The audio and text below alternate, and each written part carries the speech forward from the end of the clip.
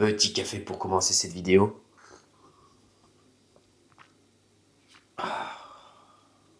C'est tellement incroyable le café. Alors, aujourd'hui, on va faire une intégrale. Une intégrale qui semble ne pas être calculable de manière simple. Alors qu'au contraire, elle l'est. Bon, vous m'avez compris. 1 sur x ln de x. Alors là, on a envie de se dire, c'est de la forme 1 sur u.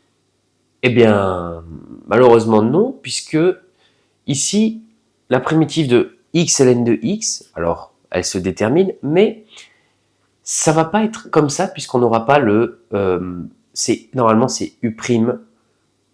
1 sur u, ça nous donne ln de u. Ah mais je vous ai spoilé le résultat.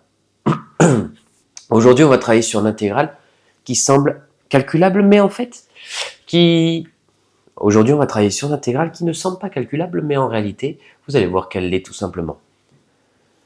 On essaie d'identifier de quelle forme s'agit-il, et là, on remarque directement qu'on est de la forme, 1 sur quelque chose. Est-ce qu'on est vraiment de cette forme-là? Eh bien, je ne crois pas. Je vais transformer cette intégrale. Donc, je vais l'écrire différemment, c'est-à-dire je vais faire, hop, x fois ln de x dx. Et ça, qu'est-ce que c'est? Eh bien, c'est l'intégrale de 1 sur x fois 1 sur ln de x dx. Et oui, vous savez que quand on multiplie deux fractions, on peut les combiner. Bien là, on a deux fractions qui sont multipliées, puisque ça c'est pareil que 1 fois 1. Elles sont déjà combinées, et bien on va les séparer avec une multiplication. Et là, on a gagné, vous allez voir, lui, il va venir en haut.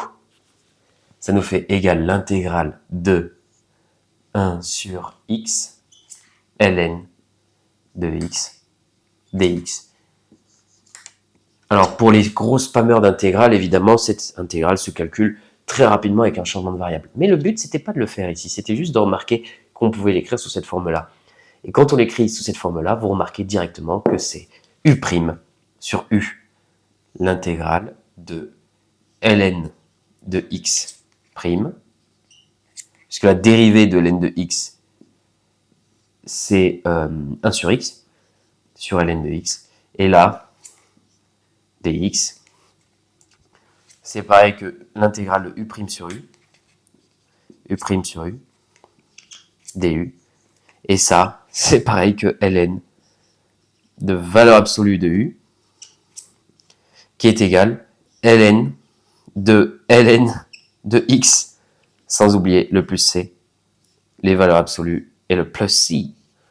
Voilà, tout simplement. Alors cette intégrale, vous auriez pu directement la calculer en faisant le changement de variable u égale ln de x, et on aurait remarqué directement le résultat.